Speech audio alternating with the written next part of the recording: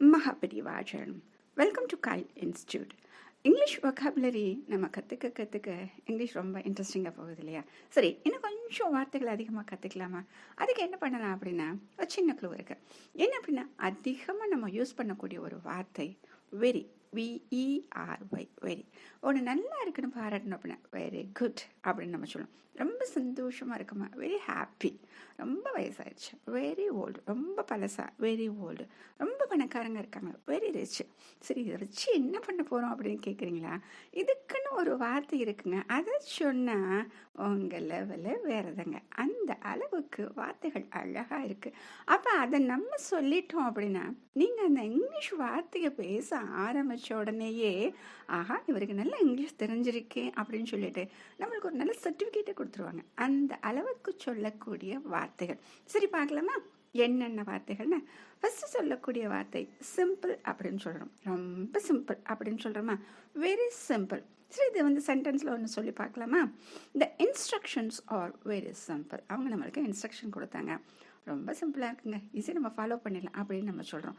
சரி, இதுக்கு என்ன வார்த்தை சொன்ன அந்த இடத்துல இன்னும் நல்லா இருக்குன்னு பார்த்தா பேசிக் அப்படின்னு சொல்கிறது.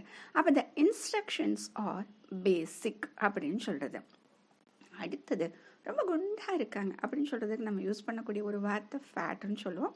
ரொம்ப குண்டாக இருக்காங்க, வெரி ஃபேட் அப்படின்னு சொல்கிறோமா, ஷீ இஸ் வெரி ஃபேட் அப்படின்னு சொல்கிறோம். ஸோ இதேக்கு வந்து சொல்லலாம் எப்படின்னா ஒபேஸ் அப்படின்னு சொல்கிறது, ஷீ இஸ் ஒபேஸ் அப்படின்னு சொல்லிடுறது. அடுத்தது ரொம்ப அழகாக இருக்குது அப்படின்னு சொல்கிறப்ப வெரி பியூட்டிஃபுல் அப்படின்னு சொல்கிறோமா, இந்த ஃப்ளார்ஸ் ஆர் வெரி பியூட்டிஃபுல் அப்படின்னு சொல்கிறது. இந்த அழகு அப்படின்னு சொல்கிறது என்னங்க பண்ணுது, அப்படியே நம்ம அப்படியே அந்த இடத்துல நிற்க வச்சிருது இல்லைங்க.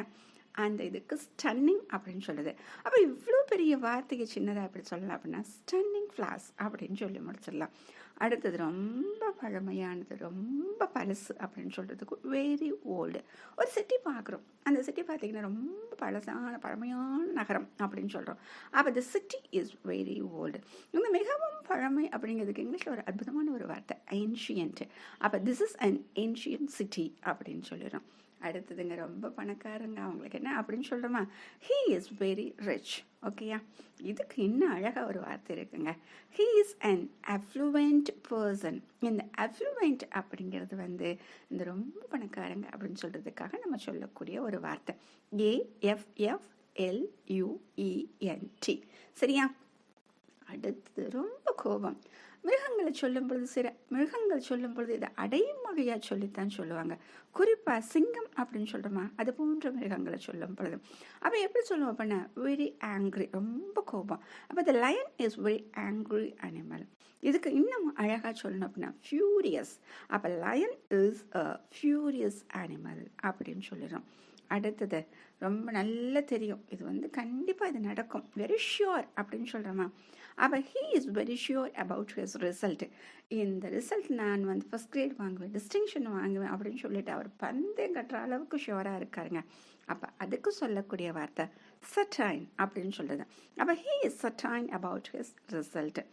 ரொம்ப ஸ்லோங்க, அப்படி மந்தமாக இருக்கிறது. அப்போ very slow, the child is very slow.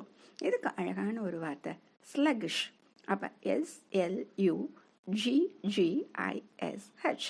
ஸ்லகிஷ் child அப்படின்னு சொல்கிறது. அடுத்து நம்மளுக்கு ரொம்ப பிடிச்ச வார்த்தை, அடிக்கடி உபயோகப்படுத்தக்கூடிய வார்த்தை வெரி ஹாப்பி.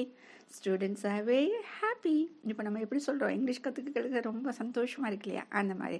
இதுக்கு சொல்கிறது வந்து எக்ஸ்டாட்டிக் அப்படின்னு சொல்கிறது. Students are ecstatic. ஆஹா, என்ன அழகாக வார்த்தைகள் வருது பாருங்கள். அடுத்தது ரொம்ப பயப்படுதுங்க, very afraid. The baby was very afraid of the dark. அந்த இருட்டை பார்த்து அந்த குழந்தை பயந்ததுன்னு சொல்கிறாங்க. இதுக்கு சொல்லும் பொழுது terrified. அப்போ இதுக்கு என்ன சொல்ல போகிறோம், the baby was terrified of the dark அப்படின்னு சொல்கிறது. அடுத்ததுங்க, அடிக்கடி நம்ம சந்திக்கிறோம், அடிக்கடி ஒரு விஷயம் நடக்குது, அதுக்கு சொல்லும் பொழுது very often. It happens very often. அது அவங்க இது அடிக்கடி நடக்கிறது தாங்க அப்படின்னு சொல்கிறோம். அப்போ இதுக்கு சொல்கிறது வந்து ஃப்ரீக்வெண்ட். அப்போ இது எப்படி சொல்லலாம், இட் ஹேப்பன்ஸ் ஃப்ரீக்வெண்ட்லி.